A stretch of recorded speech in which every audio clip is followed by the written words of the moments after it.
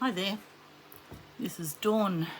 Welcome back to my art room and welcome to my YouTube channel. It's lovely to have you join me. I'm thrilled to bits that you're here and I hope you enjoy what I've got planned for today. My very first thought was around, because this video is about the start to my take on the Roxy Journal of Stitchery Volume 7 Still Life. And I just wanted to share with you a painting that I did in 2016, a long time ago, when I was doing an art class, and it was a still life project. And while, I did the obligatory, vase of flowers and fruit and things and had a go at that, I decided that I wanted to do, sorry, just move that over there, something different. And I chose the range of toys that I have for my grandchildren. The little super monkey here was something that I made when my eldest grandchild was young. The teddy belonged to my husband, and so he's like, very old. He's a bit worn and weathered. This was a little wooden toy that I picked up when I went to the markets in Europe, and the same with the babushka doll. The little toy train is something that we have in our toy cupboard, and a little rubber ducky that was a bit cute with spots. Just wanted to show you that we can think about a vase of flowers, or we could do something different if we wanted to. Anyway, just wanted to share that with you. Yes, I did this other one that had some autumn leaves, some dead agapanthus, some pears, some leaves. That was just in a painting style. And so I've been thinking about what everybody's doing and decided to do something different. Surprise, surprise. And so what I've decided to do are four. I'm hoping that it won't be that much more stitching because they're small. The measurement is, I'll tell you, we picked these up at our local, $2 cheapy shop. They're a Montmartre brand. I think they were $2.99 each. The size is 20 by 20 centimetres. I wanted square. Sent my husband on a mission and he came home with these. And, I'm cool with that.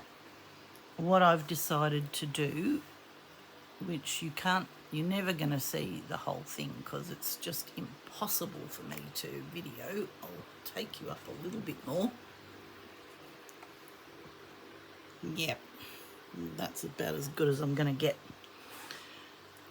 So one of the things that I've thought about, I'm going to bring it back down again so I can see what you can see, is the division of thirds, and that's where I'm headed. So this will be the top, this will be the bottom, this will be middle, sorry, this will be the bottom.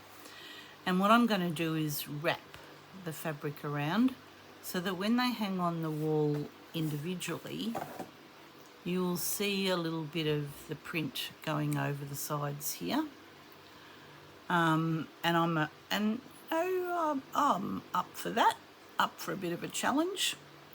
So what I've done is I've started to cut out some, well, I've actually cut them all out. I'm going to do a calico base, and I've measured this and given myself some lines so that whatever I do will go over there, the same at the top and the bottom. I've measured it so that it goes the width of the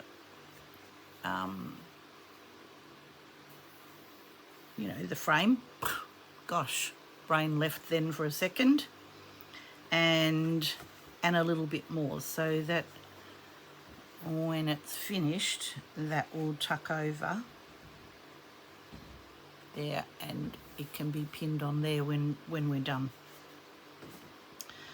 I've done this line just with the fade out pen so that I know I need to have my top fabrics go to at least there so that they overlap the canvas to the side and maybe just yet a little squitch more, just so that I can show you. So I just drew a line that went that little weeny bit, doesn't need to be a whole lot more, over, so that when I'm stitching it, I know that I should go to at least those black lines. And so I worked out with my measurements and my ruler that I needed to have my black line come in at least the width of the ruler. There was no measurement thing going on. It was just simply,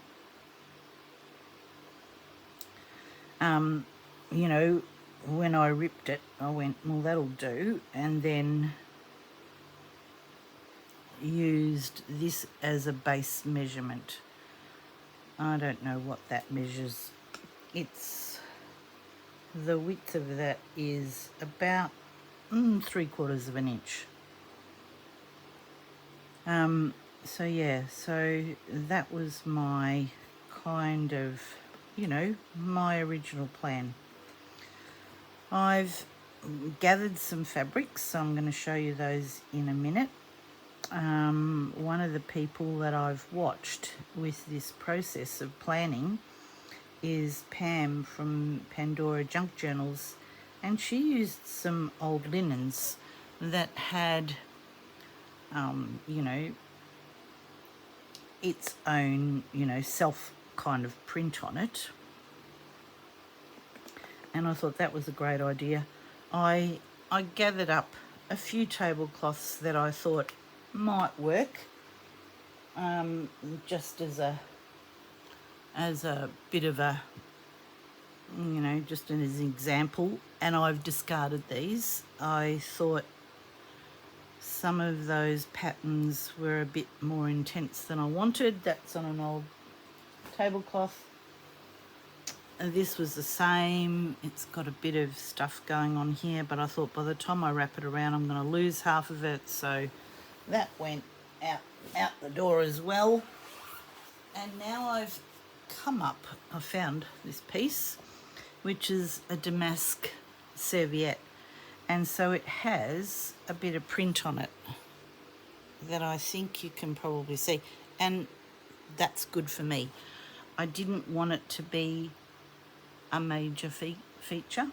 I just want it to be in the background, a bit kind of like wallpaper-ish. So the plan now is to put together some fabrics that I want to use, some of which are some old linens, some old hemp, but I've also thought about the tablecloth. So I want the wall to go straight down and I want the tablecloth to go straight across. And I've got this piece of printed, it's probably a hemp. It was an old, vintage piece that I picked up somewhere, and I'm going to use that as the tablecloth. I'm just going to go with the basic background for now. I don't want to go too far in advance, but I thought what I would do is actually cut out some of these bits because I quite liked the look of them and I thought they would make a really good background. So yeah, so that's where I'm headed. If you'd like to join me, stick around, because I think just right now I'm going to have a play with that. One more little thing I want to show you. It's hanging on my wall.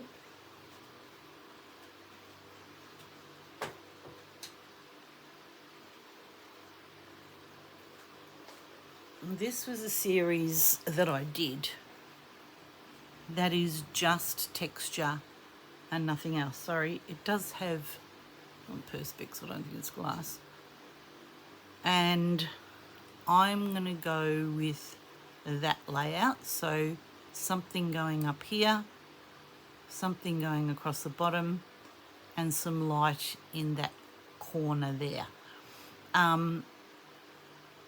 It's just bits of paper and bits of paint and bits of fabric and not a lot of anything else. But when it hangs up, it looks like a landscape. I know I don't need to do a landscape, but I just kind of like the idea. So my first job is to get these 4 here, and that's where it's going to become challenging with videos, and well, I think all of us that are doing this are going to be challenged with the size. And while I don't want to make these necessarily 4 individual pieces, I do want to have them cohesive and they'll work together. So my first little bit is in this corner, and I thought that I would use a bit of that damask. So I don't know how I'm going to video this. I've got no idea. I'm just going to go with the flow for a second, and hopefully you'll bear with me as we do that together. This has got, a little rolled hem on it. I'm going to get rid of that because I just think that's more annoying than it is anything else. I don't need that bit of bulk that's there. So I'm just cutting it off. And what I'll do is I'll just canthor stitch the pieces together in that running stitch style of canthor, looks like canthor stitching, together. And I'm not going to go too much further than that. I just think that I'm going to go with the flow, see what happens, see what comes next in this project, and trust the process. It can sometimes be a little bit daunting. I'm going to get rid of the canvases because I don't think that I need those. I know that I've got 4 and I want to just begin starting with the right hand corner, left hand corner, and then there'll be the 2 bottom bits. And I'm going to go with those thirds. So I'm going to have 2/3 of background, 1/3 of tablecloth, and then whatever happens next will happen. Cool. All right, so I know that I need to go in line with that black line at least. If I go over it, well, that's probably just going to be okay too. Good. I did warn my husband that I was going to record. He might have the telly on. Hopefully you don't hear too much of it. It's a warm day. It's not a hot day, but this is Australia. It's hot now. This damask tablecloth has quite a distinct sort of like pattern in it. Just making sure, yep, got it on the right side. So I'm okay with it going, it'll go over, and I think that's probably what I want it to do. I don't know if it'll rip. I wonder if it'll rip. Oh yes. Oh, how does that sound? Oh, it's pretty big. Cool. All right. Because some of what I do will obviously stitch over it. It's a little marked. It's been washed. I can't get all the marks off it, and so I'm not even going to try any further because I think that's as much as it's going to be. All right, so this one is going to be on that right hand corner, and then other ones will go over the top of it. What I might do is put some pins in it so that I know that that's where that's going. Yeah, so anyway, I hope you're all good. We are. I feel like I've just done like a million things since I last talked to you. Lots of family and friends things that we've done.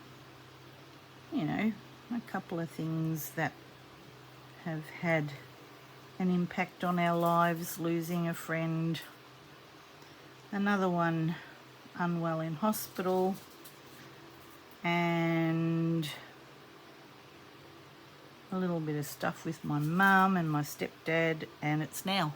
I don't know where the days go. I've got no idea. One of the things that I did do was I've mentioned it before, I participated in an online course that was Fleur Woods, Joyful Embroidery, through Fibre Arts Take Two. And so I will share with you eventually, but I'll give you a little sneak preview of what I've done. It looks a little bit like that. I might have shared that one. Not going to show you the whole thing because, number one, it's an online course that Fleur Woods provides that you sign up for and pay for. And that's her business. And at the culmination of the course, there's a online exhibition, and so I've submitted my piece for an exhibition. And that's my very first bit of, that takes a bit of courage, I might tell you, to submit a piece, put yourself out there. You know, it actually is a little scary, hoping that what you've done is, you know, what people might be interested in looking at, and yeah, just anyway. So once that's happened, I will definitely share the whole piece with you. I've shared a couple of things on my Instagram site, and yeah, that's like been every day, all day, stitching like a mad woman. So yeah, that's taken up a bit of time. All right, cool. So my next piece is doing that left-hand side before we get to the bottom. I want to make sure that when we get to adding the things that we're going to add, it will, you know, come into this area, but this will be plainer than some of the other squares. But I got these fabrics from Rachel. I purchased them online with her, and I just love the colours in there. So that's probably my first thought about where I'm going with that. And thought it might look quite nice in that top corner there. So this is me having a bit of a play with you, thinking about what I'm going to do and where I'm going to put it. I've got some old pieces of linen and hemp that I think might look quite nice in here as well. They're plain, they're not printed like the other pieces. And I've got this piece of stripe that I thought, you know, again, it's an old piece of hemp, I think, ticking or something, that I will use for the tablecloth. Cool. All right, so this is where I'm going with it. I've got all my bits and pieces over here. Today it's been like sort out this art room because my goodness, I'd come to like a ridiculous place that needed a lot of work done on it. I've got so many projects going. I've got the Fleurwoods one was one. I've got the Rachel and Sarah's Christmas panel that I went to the retreat. That poor thing hasn't had any work done to it. I've got my Just Because quilt. I've also purchased the templates to make a Gosling quilt from So Be Curated from Beck. And now this, I really like that. It's a shame to cut fabrics up, but my decision about this is I could have all these bits in my cupboard and love them and no one ever sees them. And so I think it's good to use them, even though I'm going to cut them up. Cool. The other one that I quite liked was this one. I like that bit there with all of that. So I think that's going to have a little place. I liked the bit of text. I don't know why, but for some funny reason, I just felt like all of these colours worked together. When I was doing the Fleurwoods course, I really concentrated on my colour wheel. I'll get it. Show you what I'm talking about. I'm trying not to reach over you, under you, over you.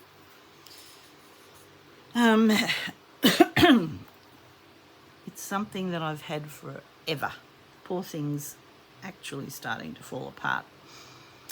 But it just gives you the idea of thinking about what colours might work together. And the way that I did the Fleurwoods was I looked at this one here that was 4, which is a tetrad combination of colours, which was a blue-green, the red-violet, the yellow-green, and the red-orange. You know, I think I pretty much stuck to that. And if we want to look at things that work, it's really good practice to get into using the tools that are available. These have been designed by probably artists or somebody. And so, yeah, I think that if I'm looking at these sort of colours here, which probably sit within this range here, I need to make sure at some point, and that might be down the track when we get to adding whatever's sitting on the table, that I'm going to be looking at either something in the blue range. If I'm going for, this one is called complementary and split complementary. Complementary is straight up orange and blue. That's where the arrow goes. If I want to do a split complementary, I'm looking at a triangle. So I'm looking at red, orange, yellow, orange, and still blues. And so I know that those colours are going to work together. And so I think what I've got here are probably in those yellow oranges. And so when I come to add the bits on the table, you know, blue is probably going to be something that I'm going to include. Just wanted to give you that little bit of colour theory. There's lots of ways of doing it. You could do, this one is the split complementary, so that could be red, yellow and blue. But you know, you might want to do something different. You might want to go, I'm going to do violet, orange and green, because that's still going to work together. The thing that you need to work out is what's your main colour, what's your next colour. So the main colour will be the majority of what you use. The next colour will be, you know, a little less. And the third colour will be a little less again. So think about those in colour theory. The other thing that you might want to look at is the theory of thirds. So if you're unsure, draw yourself a grid. I haven't got one. Wait on. I could draw you one though. And that is where you place things. So I do have somewhere, right at this second, can't see it, is like a clear plastic grid. And so what you want to do is have thirds. So 3 and again 3. So your main focus needs to be at one of these intersections. Mine will probably be here because this is the way that I'm going. The other thing that you need to think about is your main colours that might be in here, might be bigger pieces, some little bits, add them up here. And that just brings the thing to some cohesion. And the other thing is where your eye travels. So if it's travelling here, it needs to keep going. You know, it doesn't need to fly off the edge of the paper or off the edge of your thing, because then that's the end of the story. So you want to keep the eye moving, and that by adding those little bits in here, whatever that looks like, will keep your eye going and it'll keep going. And so those are things within a design, you know, space that helps the work to look a little bit better. The other thing that's really important to think about when you're designing is if you've got things going this way and things going this way, don't start introducing something that goes that way or that way, because then that confuses the eye and you go, I don't even know where to look. Try and keep, you know, what's happening, even with your little bit that's going on up here, the same thing. The minute you start introducing another angle, it's a confusion. The other way to do it is to think about starting up here and coming down on an angle. And that also is pleasing, apparently, to the experts who tell you these things. That's a good design element as well. So if you're really not sure what that's going to look like, these are the things to think about when you're actually planning out what you want to do. And like I said, I'm only working on the background. That's all the girls are working on, and that's all I'm going to be working on right now. So you've seen where I'm kind of heading.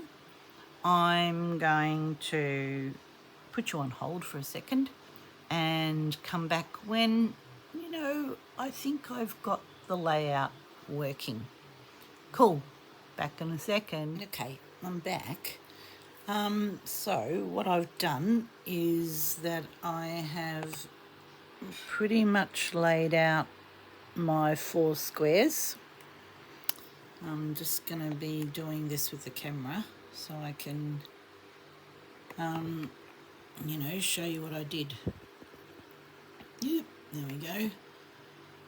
So these are where they join, and you know, some of this will go down the side of the canvases. And what I did was I actually measured the 4 blocks down this way, the 2 of them, and then divided it in thirds, so I knew then how much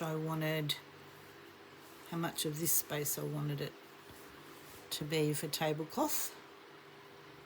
I've continued over there, so one of the things that I did, sorry, got a croaky voice, this little orange stripe, I've put that orange stripe there, text over here, text up here, and then this is just like little bits of this, so in the same colourway in that other third crossover. So yeah, so now what I need to do now is just stitch it. I'm just going to do some straight running stitch in that Canthus style. I'm just trying to decide whether I'm going to make another video. Just always be mindful of what, you know, you want to lose when you're doing this. You know, it'll go down there a little bit. It'll go down there a little bit. So yeah, there are elements of this that I'll lose, but only just down the side. I needed to add this because I just didn't have enough room there, which was a bit of a shame. I've cut these up, and the other thing that I did was sort of step it, coming down the 4 panels. So yeah, so while this one's probably got the most going on, this one more tablecloth than anything else. The same with this one, and then this one's got little bits going on. I think I'm happy with the overall design. If I lift you up, there we go, you probably get a better view of what the 4 of them will look like together. Although once they're done, you know, there'll be a bit of space. You know, they'll have a little bit of space however I hang them, but whatever's going to happen here, yeah, we'll bring the 4 together. Cool. All right, something a little bit different. You know, I said don't do this and don't do that. Do whatever you want. It's your piece. I just was giving you some thoughts about design principles. You know, one thing I might suggest you do is have a look at some artwork, you know, research it on Pinterest or wherever you want to do in a book. And when you find one that you like, look at those angles and go, okay, that's why I like it. If it's something you don't like, why don't you like it? There's so many contradictions when you're looking at abstract work that, you know, does things, you know, it either makes you like it or it makes you not like it. And sometimes the liking is a repeat of a pattern, a repeat of a colour, you know, quite neat angles. And if you don't like it, it could be that it's, you know, all over the place. So yeah, that would be one of my thoughts about that. I'm going to go away and do a little bit more pinning. I might do a little bit more stitching, and you might see me again in a second. Okay, last couple of seconds. Just, got everything pinned. I don't know whether I've got too much of this part. It's probably a bit more than a third. And what I'm going to do for tonight is leave it, walk away, think about it. I've started to tuck the edges over. So yeah, just to give myself a little bit of an idea before I start stitching. I don't want to stitch one of them down yet till I've got, I'm happy with it, because I just think, sorry, trying to tip you up even a little bit further. Hopefully that gives you a pretty good idea of, where I'm headed. I like this bit. Have to resolve whether I'm ready to have that much tablecloth for everything to sit on. And, it might need it. Sometimes you need a bit more weight at the bottom than you do at the top. But otherwise, yeah, I think it's about what I thought it was going to look like. Okay, all right, well, I guess there'll be a part 2. And I'll talk to you again very soon. Hope you're having fun doing yours. Alrighty, see you later.